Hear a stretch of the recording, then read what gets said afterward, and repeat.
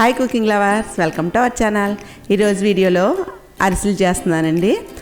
మనం అరిసెల్ని మామూలప్పుడు చేసుకోము, పండుగలప్పుడే చేసుకుంటూ ఉంటాము. అది కూడా చాలామంది భయపడుతూ ఉంటారు, అరిసెల పాకం కుదరదని, సరిగ్గా రావని.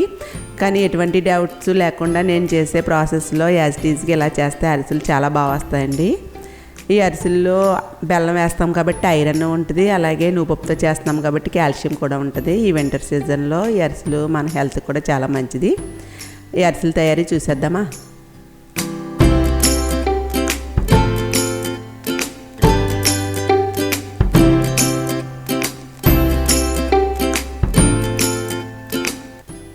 అరిసెలు చేయడానికి నేను రేషన్ రైస్ నానబెట్టానండి. అరిసెలు చేయాలన్నా, పాకుండలు చేయాలన్నా, లేదా పొంగడాలు చేయాలన్నా, కొబ్బరి బూరెలు చేయాలన్నా, దేనికైనా సరే రేషన్ బియ్యం అయితే చాలా బాగుంటాయి. నేను 1 కేజీ రేషన్ బియ్యం ఉదయమే నానబెట్టాను.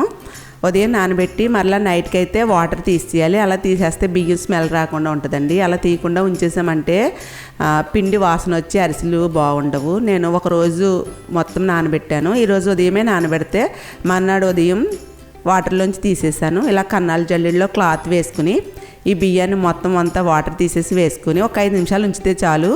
బాగా ఆరిపోక్కర్లేదు, నీరు పోయి కొంచెం తడి ఉంటే సరిపోద్దండి. ఈ బియ్యాన్ని ఒక డబ్బాలో వేసేసి నేను తడి బియ్యం ఆడే మిల్లు ఉంటుంది, అక్కడ మిల్లు పట్టించేస్తున్నాను. మిక్సీ జార్లో వేస్తూ ఉంటాము, అలా కాకుండా తడి బియ్యం ఆడతారు కదా, ఆ మిల్లులోనే మనం మిల్లు పట్టించామంటే అరిసెలు బాగా వస్తాయి. అక్కడైతే పిండి బాగా మెత్తగా వస్తుందండి. ఇప్పుడు అరిసెలు చేయడానికి కుంది బెల్లంలో నేను కత్తిపెడితో కోరేసాను. 1/2 కేజీ బెల్లం, గ్లాస్తో అయితే 2 గ్లాసులు బెల్లం పొడి వచ్చింది. అలాగే నేను 1/2 గ్లాసు పంచదార కూడా వేస్తున్నానండి. పంచదార వేయడం వల్ల అరిసెలు క్రిస్పీగా వస్తాయి, కలర్ బాగుంటుంది, టేస్ట్ కూడా బాగుంటుంది. ఇందులోకి నువ్వుపప్పు అద్దుతాను కాబట్టి నువ్వుపప్పు కూడా తీసుకున్నాను. 200 గ్రాముల నువ్వుపప్పు. ఇదిగోండి, మిల్లు నుంచి తీసుకొచ్చేసారు పిండి తీసుకొచ్చిన తర్వాత మనం ఇలా ఒత్తుకోవాలి. ఇలా ఒత్తేసుకుని తడి క్లాత్ పెట్టేసి మూత పెట్టేసి పక్కన పెట్టుకోవాలి. ఇప్పుడు అరిసెలకి పాకం పెడదాం. అరిసెలు చేయడానికి కొంచెం ఖాళీగా ఉన్నటువంటి గిన్నె కానీ పాన్ కానీ మందంగా ఉండాలి. తీసుకుని ఇందులోకి 2 గ్లాసులు బెల్లం పొడి, 1/2 గ్లాస్ పంచదార వేసేసి వాటర్ అయితే 1/2 గ్లాసే వేస్తున్నానండి. వాటర్ ఎప్పుడు ఎక్కువ వేయకూడదు, ఎక్కువ వేస్తే త్వరగా పాకం రాదు. అరిసెల పాకానికి కొద్దిగానే వాటర్ వేయాలి. ఇలా 1/2 గ్లాస్ వేసి మొత్తం బెల్లం అంతా కరిగిన తర్వాత వేరొక స్టీల్ గిన్నెలోకి నేను వడబెట్టేసాను. ఎందుకంటే బెల్లంలో కొద్దిగా ఇసుకని రాళ్ళని అటువంటి వేస్ట్ వస్తుంది కదా, అదంతా వడబెట్టేస్తే పోద్దండి తినేటప్పుడు. లేకపోతే కరకరలాడుతూ ఉంటే చూడండి రాళ్ళు వచ్చాయి ఇందులోకి. అదే పాన్ కొంచెం క్లీన్ చేసేసి వడబెట్టిన బెల్లం పాకాన్ని అంతా కూడా పాన్లో వేసేస్తున్నాను. ఇప్పుడు పిండినైతే నేను జల్లించేస్తున్నానండి. మెత్త జల్లెడ ఉంటుంది, మెత్త జల్లెడ రేకి వేసుకుని పిండినైతే జల్లించుకోవాలి. తడి బియ్యం ఆడే మిల్లులో ఆడేస్తే మనం జల్లించాల్సిన అవసరం లేదు, మెత్తగా వచ్చేస్తే. అయినా సరే మనకి క్లారిటీగా ఉంటుందండి జల్లించేసుకున్నామంటే.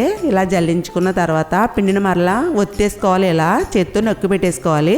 అలా మొత్తం పిండి అంతా కూడా నేను జల్లించేసి మరలా డబ్బాలోకి వేసేసి తడి క్లాత్ పెట్టేస్తున్నాను. ఇప్పుడు పాకాన్ని చెక్ చేసుకుంటూ ఉండాలి, ఒక 2 సార్లు చెక్ చేసుకుంటూ ఉండాలి. ఒక్కసారే వచ్చేస్తుందండి ఈ పాకం చూసుకోకపోతే. ఇప్పుడు పళ్ళెంలో వాటర్ వేసి చూశాను, ఆ పాకం కొంచెం దగ్గరగా ముద్దగా అవుతుంది అంతే. మరలా ఒక 2-3 నిమిషాల తర్వాత మరలా చూస్తున్నాను. చూడండి, ఇలా చూడండి, ఇలా దగ్గరికి అవుతుంది, ముద్దలా అవుతుంది కానీ చేతికి రావటం లేదు కదా, కొద్దిగా లైట్గా ముద్ద అవుతుంది. ఈ పాకం అయితే కొబ్బరి బూరెలు చేస్తారు కదా, దానికైతే పర్ఫెక్ట్గా సరిపోద్ది. అరిసెలకైతే కొంచెం ముద్ర పాకం రావాలి. మరలా ఇంకో 3 నిమిషాల తర్వాత మరలా నేను గిన్నెలో వాటర్ తీసుకుని చూపిస్తున్నాను. చూడండి, ఇప్పుడు మనం ఇలా వేళ్ళతో అనగానే వెంటనే దగ్గరికి ఉండలా వచ్చేస్తుంది. చూసారు కదా, వెంటనే ఉండలా వచ్చేసింది కదా. ఈ ఉండని ఇలా మనం ఏదన్నా గిన్నెలో వేసి ఇలా కొట్టినప్పుడు టంగుమని సౌండ్ వస్తుంది. ఇలా టంగుమని సౌండ్ వస్తే కనుక అరిసెల పాకం పర్ఫెక్ట్గా ఉంటుందండి. కొంచెం క్రిస్పీగా కరకరలాడుతూ ఉంటుంది. కొద్దిమంది అరిసెలు క్రిస్పీగా ఉంటే ఇష్టపడతారు, మెత్తగా ఉంటే ఇష్టపడతారు. క్రిస్పీగా ఉండాలి అంటే ఈ విధంగా ఉండాలి పాకం, లేదంటే ఒక 2 నిమిషాల ముందే మనం పిండి వేసేసుకోవచ్చు. ఇప్పుడు నేను పాన్ కిందకి పెట్టేసుకున్నాను. ఇందులోకి బియ్యం పిండి కొద్దిగా వేసుకుంటూ ఉండాలండి. ఎక్కువ వేసేయకూడదు, కొద్దిగా వేసుకుని కలుపుకుని తర్వాత మరలా వేసుకుంటూ ఉండాలి. ఎప్పుడు కూడా అరిసెలు చేసేటప్పుడు ఇంకొక మనిషి ఉండాలండి, ఒక్కరికి అయితే అవ్వదు. ఒకళ్ళు కలుపుతూ ఉంటే ఇంకొకరు పిండి వేస్తూ ఉండాలి. కొద్దిగా పిండి వేస్తూ ఉంటే ఈ విధంగా కలుపుతూ ఉండాలి. ఇందులోకి కొద్దిగా ఆయిల్ అయితే నేను వేస్తున్నానండి. మీకు అరిసెలు క్రిస్పీగా కాకుండా మెత్తగా రావాలి అంటే ఇదే పాకం, ఇదే కన్సిస్టెన్సీ, కాకపోతే కొంచెం 1 టేబుల్ స్పూన్ నెయ్యి వేయాలి. క్రిస్పీగా రావాలి అంటే ఆయిల్ వేయాలి. నేనైతే 2 టేబుల్ స్పూన్ల వరకు ఆయిల్ అయితే వేస్తున్నాను. ఈ పిండిని ఇలా కొద్దిగా వేసుకుంటూ కలుపుకుంటూ ఉండాలి.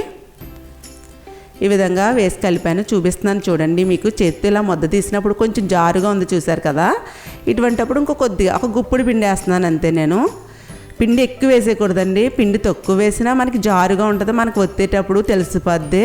అటువంటప్పుడు కొంచెం పిండి వేసుకోవాలి. పిండి ఎక్కువ వేసామనుకోండి అది త్వరగా ఆరిపోద్ది, ఆరిపోయి మనకు ఒత్తుకోవడానికి రాదు. అలాగే అరిసె వేసినప్పుడు విడిపోద్దండి.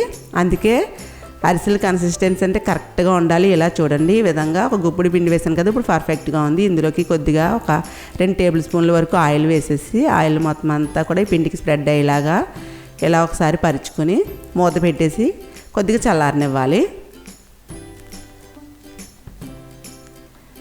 ఇప్పుడు పాన్ పెట్టుకుని అరిసెలు వేయించుకోవడానికి ఆయిల్ అయితే వేస్తున్నాను. ఈ అరిసెలకి ఆయిల్ అయితే ఎక్కువ మరగాల్సిన అవసరం లేదండి. నువ్వుపప్పులో కొద్దిగా పెరుగు కానీ, లేదు మీ దగ్గర పెరుగు లేకపోతే పాలు కానీ, లేదు వాటర్ అయినా వేసుకోవచ్చు. అలా మనం పెరుగు కానీ ఏదైనా వేసి కలిపి అప్పుడు ఆ ముద్దను అందులో ఒత్తినప్పుడు నువ్వుపప్పు ఆయిల్లో వేసినప్పుడు విడిపోకుండా అరిసెని అంటిపెట్టుకుని ఉంటుంది. కొద్దిగా చల్లారింది. ఈ విధంగా ముద్ద తీసుకున్నాను చూడండి, ఒక పక్క నుంచి తీసుకుంటూ ఉండాలి. ఇలాగా ముద్ద తీసుకుని ఇలా రౌండ్ బాల్లా చుట్టి ఇప్పుడు నువ్వుపప్పులో వేసి నువ్వుపప్పు అంతా ఈ ముద్దకి అద్దుకునేలాగా మొత్తం నువ్వుపప్పు అంతా అంటించి బటర్ పేపర్ మీద వేస్తున్నాను. మీ దగ్గర బటర్ పేపర్ లేకపోతే కవర్ ఉంటుంది కదండి, ఏదైనా పాల ప్యాకెట్ కవర్ అయినా ఏదైనా పర్వాలేదు. అప్పుడు ఈ ముద్దను ఇలా పెట్టి ముందు మధ్యలో ఇలా 3 వేళ్ళతో ప్రెస్ చేసి అప్పుడు చివర్లో ఇలా లైట్గా శుతిమెత్తంగా ప్రెస్ చేయాలండి. ఇలా గట్టిగా నొక్కేయకూడదు. అలా గట్టిగా నొక్కేస్తే ఓ చోట దలసరగా వస్తుంది, ఒక చోట పల్చగా వచ్చేసి విడిపోయినట్టు అయిపోద్ది. వేళ్ళతో చుట్టూ స్లోగా ప్రెస్ చేయాలి. అలానే బాగా పల్చగా చేయకూడదు, బాగా మందంగా చేయకూడదు. బాగా పల్చగా చేస్తే మనకి పేపర్ మించి రాదు, విడిపోద్ది. బాగా దలసరగా చేసామంటే లోపలైతే ఉడకనట్టు ఉంటుందండి. ఈ విధంగా ఉండాలి. ఇప్పుడు వేసిన వెంటనే గరిటె పెట్టి కలపకూడదు. కొద్దిగా వేగిన తర్వాత రెండో వైపు కూడా తిప్పి అప్పుడు నూనె అంతా పోయేలా స్ట్రైనర్తో తీసుకుని ఇలా అరిసెలు ఒత్తే పేట ఉంటుందండి, హోల్స్ ఉన్నాయి చూసారు కదా, హోల్స్లోంచి ఆయిల్ వచ్చేస్తే జస్ట్ ఇలా ఒకసారి ప్రెస్ చేస్తే ఆయిల్ కొంచెం వచ్చేస్తే అప్పుడు ఈ అరిసెని ఖాళీగా ఉన్న ప్లేట్లో పళ్ళెంలో వేసుకుని చల్లారనివ్వాలి. ఒకదాని మీద ఒకటి వేయకూడదు, ఇలా చుట్టూ కూడా వేసుకుని చల్లారనివ్వాలి. నూనె అయితే బాగా హీట్ ఉండకూడదండి, మీడియం ఫ్లేమ్లో లో ఫ్లేమ్లో అడ్జస్ట్ చేసుకుంటూ వేసుకోవాలి. అరిసెలు నేను ఒక్కదాన్నే చేస్తున్నాను, అదే ఇంకొక మనిషి ఉన్నారనుకోండి ఒకళ్ళు ఒత్తి వేస్తూ ఉంటారు, ఇంకొకళ్ళు తీస్తూ ఉంటారు. అలా అయితే ఈజీగా ఉంటుంది. ఇలా వేళ్ళతో ముందు మధ్యలో ప్రెస్ చేయాలి, చుట్టూ ఇలా శుతిమెత్తంగా లైట్గా ఇలా ప్రెస్ చేసుకుని అప్పుడు ఇలా పేపర్ మంచి స్లోగా తీసి అప్పుడు ఆయిల్లో స్లోగా వదలాలి. చూడండి, ఆయిల్లో వేయగానే అరిసె పొంగుతుంది చూసారు కదా. ఫ్లేమ్ అయితే ఎక్కువలో ఉండకూడదు, అరిసెలకి ఎక్కువ హీట్ అవసరం ఉండదు. మీడియం ఫ్లేము లో ఫ్లేమ్ అడ్జస్ట్ చేసుకోవాలి. రెండో వైపు జాయిగా తిప్పి ఇది వేగిన తర్వాత అప్పుడు మరలా అరిసెల బల్ల మీద పెట్టి జస్ట్ ఒకసారి ప్రెస్ చేస్తే ఆయిల్ వచ్చేస్తుంది. ప్రెస్ చేయకపోయినా పర్వాలేదు, చూడడానికి ప్రెస్ చేయకుండా ఉంటేనే అందంగా ఉంటుందండి. ఇలా లైట్గా ప్రెస్ చేస్తే కొంచెం తప్పడగా ఉన్నట్టు ఉంటాయి, కానీ ఆయిల్ అయితే వచ్చేస్తుంది. ఈ విధంగా ప్లేట్లో వేసేసుకుని మొత్తం అన్నీ కూడా అరిసెలని ఈ విధంగానే ఒత్తుకుని నువ్వుపప్పు అద్దుకుని చేసుకోవాలి. మనకి పాకం కుదిరిందంటే మొత్తం అంతా కూడా మనం అరిసెలని ఈజీగానే బటర్ పేపర్ మీద ఇలా ప్రెస్ చేసినప్పుడు ఈజీగానే అవుతుందండి. పిండి తక్కువైతే పలచన అయిపోద్ది. ఒకటి గుర్తుపెట్టుకోండి, పిండి ఎక్కువైతే అరిసెలు వేసినప్పుడు విడిపోయి పొడి పొడిలాడుతా ముక్కల కింద అయిపోతాయి. ఈ విధంగా చూసుకుని మీరు అరిసెలను అయితే వేయండి. కొత్తగా చేసేవాళ్ళైనా సరే కొద్దిగా పిండితో ట్రై చేయండి, ఈజీగానే చేసేసుకోవచ్చు. కొబ్బరి బూరెలు చేస్తూ ఉంటారు కదా, దానికంటే కొంచెం 2 మినిట్స్ తర్వాత పాకం సరిపోద్ది. మీకు నేను చెప్పినటువంటి టిప్స్ని మీరు ఫాలో అయ్యి చేస్తే అరిసెలని చాలా ఈజీగా చేసేసుకోవచ్చు. టేస్టీగా క్రిస్పీగా కూడా వస్తాయండి. ఎటువంటి డౌటు లేకుండా ఈ విధంగా అరిసెలు అయితే ట్రై చేయండి. అరిసెలు పాకం కుదరదేమో, విడిపోతాయేమో అన్న డౌట్ ఏమీ అవసరం లేదు. ఈ విధంగా మీరు అరిసెలను చేయండి. ఈ వీడియో మీకు ఎలా అనిపించిందో, చేసిన తర్వాత ఎలా కుదిరిందో కూడా నాకు కామెంట్ చేయండి. ఈ అరిసెల వీడియో నచ్చితే లైక్ చేయండి. చూడండి, మొత్తం అరిసెలన్నీ కూడా నేను ఈ విధంగా పళ్ళెంలో వేస్తాను కదా, చూసారు కదా.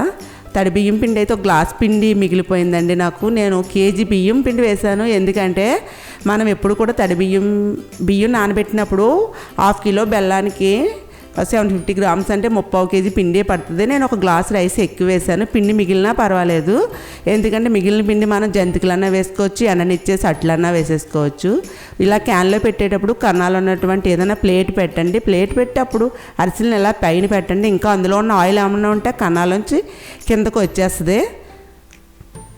ఎన్ని రోజులైనా కానీ ఈ అరిసెలు క్రిస్పీగా ఉంటాయి, మెత్తబడకుండా ఉంటాయండి. ఈ విధంగా మీరు అరిసెలను చేయండి. ఏ విధంగా వచ్చిందో కామెంట్ చేసి, లైక్ చేసి, షేర్ చేసి, సబ్స్క్రైబ్ చేయండి. నెక్స్ట్ వీడియోలో కలుసుకుందాం. Happy cooking.